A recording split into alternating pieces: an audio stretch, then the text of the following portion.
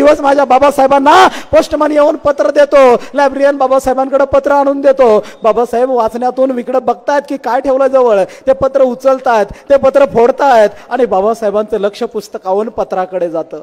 बाबासाहेब पत्र वाचायला लागतायत. पहिली ओळ वाचतायत. प्रिय साहेब, तुमची रामू.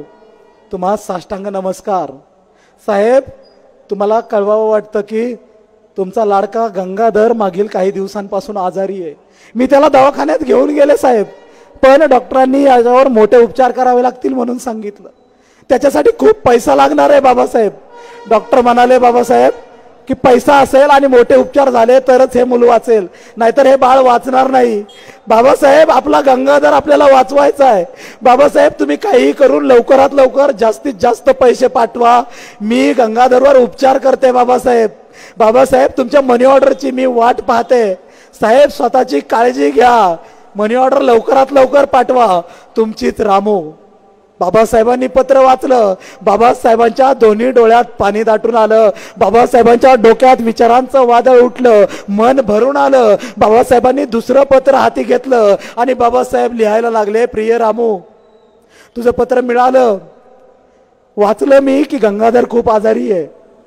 मी वाचलं गंगाधर खूप आजारी आहे आणि त्याच्या उपचारासाठी जास्तीत जास्त पैसे पाहिजेत. पण रामू, तुला कोणत्या शब्दात सांगू? काळजावर दगड ठेवून लिहितोय रामू. रामू, या ठिकाणी माझ्याकडे कसलेच पैसे नाही आहेत रामू. रामू, मी एकच वेळचं जेवतोय रामू, पैसे नाही आहेत त्याच्यामुळे. मी एकच वेळचं जेवतोय रामू. रामू, मी तुला सांगतोय की माझ्याकडे कसलेच पैसे नाही आहेत, पण पुढे सांगतो रामू. रामू, गंगाधर वाचत नसेल ना पैशाविना, गंगाधर जात असेल ना, तर गंगाधरला जाऊ दे रामू. गंगाधरला जाऊ दे रामू, पण मी तुला नाही पैसे पाठवू शकत रामू. रामू, मी एकच वेळ जेवतोय. बाबासाहेबांना पुढे काय लिहावं सुचत नव्हतं. बाबासाहेबांनी लिहिलं, रामू, स्वतःची काळजी घे. गंगाधरला वाचवायचा प्रयत्न कर, पण मी तुला नाही पैसे पाठवू शकत. बाबासाहेब पत्र पाठवलं. 8-10 दिवस गेले.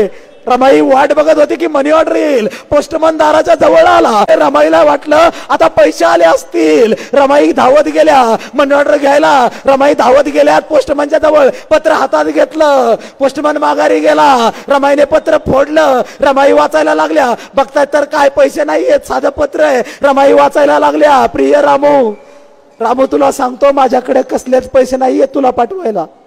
रामू, तुला पाठवायला कसलेच पैसे नाहीयेत माझ्याकडं. रामू, मी एकच वेळचं जेवतोय रामू. रामू, गंगाधर जात असेल तर त्याला जाऊ दे, पण त्याच्यासाठी पाठवायला माझ्याकडे पैसे नाहीयेत. हे माझ्या रमाईनं वाचलं. रमाईच्या पायाखालची जमीन सरकली. रमाईच्या डोक्यात एकच वाक्य सारखं घुमत होतं की माझ्याकडे पैसे नाहीयेत म्हणून रामू मी एकच वेळचं जेवतोय. रमाईने गंगाधरला उचलला, डॉक्टरांच्या समोर नेला. पदरात होते ते काही रुपये काढले, सोडले आणि डॉक्टरांच्या पुढे ठेवले. आणि रमाई म्हणाली, डॉक्टर साहेब, एवढ्या पैशात जेवढे होतील तेवढे उपचार करा आणि आमच्या गंगाधरला वाचवता येत असेल तर वाचवा डॉक्टर साहेब. याच्यापेक्षा जास्त पैसे नाही देऊ शकत मी, पण तुम्ही त्याच्यावर उपचार करा आणि त्याचा वाचवा. आम्ही नाही पैसे जास्त देऊ शकत. रमाई 4 दिवस 8 दिवस रोज गंगाधरला घेऊन जायची. उपचार करण्यासाठी डॉक्टरांना विनवण्या करायची. डॉक्टर जमेल तसे उपचार करत होते तेवढ्या पैशात. 10 दिवसांनी 8 दिवसांनी एक दिवस उगवला. डॉक्टरांकडे नेलेल्या गंगाधरला डॉक्टरांनी रमाईकडे सोपवलं आणि गंगाधरने आयुष्यातला शेवटचा श्वास घेतला. बाबासाहेबांचा आणि रमाईचा लाडका गंगाधर जग सोडून गेला. जग बघायच्या आधीच गंगाधर जगातून गेला. रमाईने गंगाधर उचलला, घरी आली. फाटक्या पदरात गुंडाळलेला गंगाधर, आया बाया जमा झाल्या शेजारच्या. रमाईच्या डोळ्यातले अश्रू संपले होते. रमाई रडत नव्हती, रमाई उदास झाली होती. शेजारणींनी रमाईला धीर दिला. गंगाधर उचलला, त्याच्यावर अंत्यसंस्कार केले. दिवस मावळत आला होता. मावळत्या दिवसांनी रमाई घरी आली. रमाई झोपी गेली उपाशी पोटी. झोपलेली रमाई पहाटे 3 वाजता उठली. पदर खोचला माझ्या रमाईने. डोक्यावर पाटी घेतली. पाटी घेऊन रमाई पोयबावाडीत फिरायला लागली.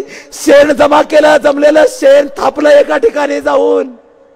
शेण थापत राहिली रमाई. 8 दिवस 10 दिवस गोऱ्या जमा केल्या. पहाटे उठून रमाई हे करायची, पहाटे गौऱ्या काढायची, दिवस उगवायला बाजारात जायची, पहाटे पहाटे गौऱ्या विकायची. जगाला कळू नये की बॅरिस्टरची बायको गौऱ्या विकते, थापते. रमाई गौऱ्या विकल्या महिनाभर, महिना गेला, पदरात 20-30 रुपये जमले. रमाईने पोस्टमनला बोलवलं, त्याला सांगितलं म्हणा मनी ऑर्डर करायची या 30 रुपयांची. पोस्टमन हादरला, अरे भारतातून मनी ऑर्डर या फाटक्या बाईनं कोणाला करावी. रमाईने पत्ता सांगितला, डॉक्टर भीमराव रामजी आंबेडकर कोलंबिया विद्यापीठ. बाबासाहेबांना रमाईने मनी ऑर्डर केली. 8-10 दिवस गेले, बाबासाहेबांना पत्र आलं. बाबासाहेबांना वाटलं असेल पत्र रामूचं अथवा कोणाचं. बाबासाहेबांनी पत्र घेतलं, बघतात तर काय मनी ऑर्डर आहे त्याच्यात. बाबासाहेब हादरले, अरे माझ्यासारख्या माणसाला मनी ऑर्डर कुणी करावी जगातून. बाबासाहेब वाचायला लागले, खाली माझ्या रमाईचे शब्द होते, प्रिय साहेब तुम्हाला सांगताना दुःख वाटतं, तुमचा माझा लाडका गंगाधर गेला साहेब, गेला. पण बाबासाहेब हे 4 पैसे यासाठी पाठवते, मी जे वाचलं ना ते नाही झालं पाहिजे. बाबासाहेब तुम्ही एक वेळ नाही जेवायचं, बाबासाहेब तुम्ही 2 वेळ जेवायचं. बाबासाहेब हे पैसे त्यासाठी पाठवते तुमची रामू. बाबासाहेब तुम्ही 2 वेळ जेवायचं, शिकायचं, भारतात यायचं आणि भारत बदलायचा. बाबासाहेब तुम्ही 2 वेळ जेवायचं. बाबासाहेब तुम्ही 2 वेळ जेवायचं. अरे जगाच्या इतिहासात अशी आई जन्माला आली नाही, जगाच्या इतिहासात अशी बायको जन्माला आली नाही, अशी बहीण जन्माला आली नाही, अशी स्त्री जन्माला आली नाही की जिचा नवरा परदेशात शिकायला गेला आणि तिने भारतात गोऱ्या थापल्या विकल्या आणि आपल्या नवऱ्याला परदेशात मनी ऑर्डर केली आणि शिका सांगितलं आणि समाज बदलायला भारतात या सांगितलं. माझी रमाई ही त्यागमूर्ती रमाई कळली पाहिजे, माझी ही त्यागमूर्ती रमाई कळली पाहिजे, माझे हे बाबासाहेब कळले पाहिजेत, हे त्याग करणारे बाबासाहेब. माझ्या रमाईने आणि बाबासाहेबांनी हे मी सांगायला लागलो तर रात्र पुरायची नाही. माझ्या रमाईने आणि बाबासाहेबांनी अशी एक नाही 4 लेकरं गमावलेत, हातात 4 लेकरं. त्यांना ती लेकरं प्रिय नव्हती असं नाही, त्यांना आपलं ध्येय जास्त प्रिय होतं. बाबासाहेब म्हणतात आपला बाळ जातोय ना तर जाऊ दे, पण माझ्याकडे पैसे नाही आहेत, पैसे नाही आहेत. हे सांगताना बाबासाहेबांना काय वाटलं असेल, पण बाबासाहेबांनी काय विचार केला असेल हे सांगताना मला तुम्हाला अभिमानाने आणि दुःखाने सांगावं वाटतं की बाबासाहेबांनी विचार केला असेल की माझा गंगाधर जातोय ना तो औषध उपचाराविना जातोय ना, पण इथून पुढे या भारतात एकही चिमुकला गंगाधर औषध उपचाराविना मरणार नाही, यासाठी हा आंबेडकर उभा राहील. याच्यानंतर या भारतात एकही गंगाधर असा आईच्या पदरात गुंडाळून जाळला जाणार नाही. तो अभिमानाने जगेल, उभा राहील आणि तो या देशावर राज्य करेल. असा गंगाधर मला घडवायचा आहे, हे स्वप्न बाबासाहेबांनी बघितलं असेल. त्या स्वप्नासाठी माझी रमाई उभी राहिली. अरे आईचं काळीज काय असेल, या स्वप्नांसाठी माझ्या आईने काळजावर दगड ठेवला ना. ही स्वप्न तिला वाटलं नसेल का माझा गंगाधर जातोय, माझा राजरत्न जातोय, तिला वाटलं नसेल का? तिला वाटलं ना. पण असे हजारो गंगाधर, अशा लाखो चिमुकल्या नव्या भीमाई रमाई उभ्या राहाव्यात, नव्या जिजाई उभ्या राहाव्यात, यासाठी त्याग केला ना माझ्या भीमाने आणि माझ्या रमाईनं. यासाठी त्याग केला, यासाठी त्यांनी आयुष्य वाहिलं. हे आम्हाला कळलं पाहिजे. ते बाबासाहेब आंबेडकर, परदेशात शिकणारे बाबासाहेब आंबेडकर आजच्या पिढीला कळले पाहिजेत. आणि परदेशात शिकून बाबासाहेब भारतात येतात. खरा संघर्ष इथून पुढे उभा राहतो. परदेशात शिकून बाबासाहेब भारतात येतात आणि भारताचा उद्धार करण्यासाठीचे ध्येयाने पछाडलेले आहेत. जगाच्या इतिहासात असे अनेक लोक आहेत, जगाच्या इतिहासात असे, भारताच्या इतिहासात बी असे अनेक लोक आहेत की जे शिकायसाठी परदेशात जातात.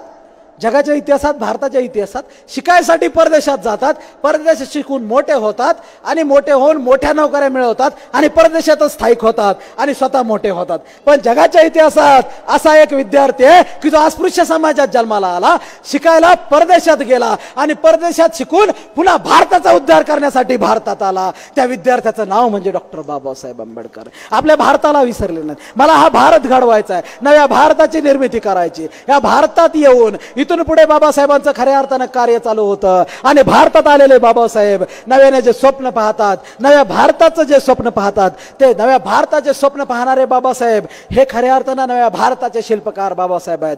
ते पुढचे बाबासाहेब आपल्याला कळले पाहिजेत, शिकून पुढे आलेले. मग बाबासाहेब काय करतात या भारतात येऊन? बाबासाहेब या भारतात आल्यानंतर बाबासाहेबांना अनेक नोकऱ्या बाबासाहेबांच्या पुढे हात जोडून उभ्या राहिलेल्या आहेत. बाबासाहेबांसाठी अनेक महाविद्यालय, तुम्ही आमच्या महाविद्यालयात येऊन प्राचार्य पद घ्या, प्राध्यापक पद घ्या, यासारख्या बाबासाहेबांना ऑफर आल्या.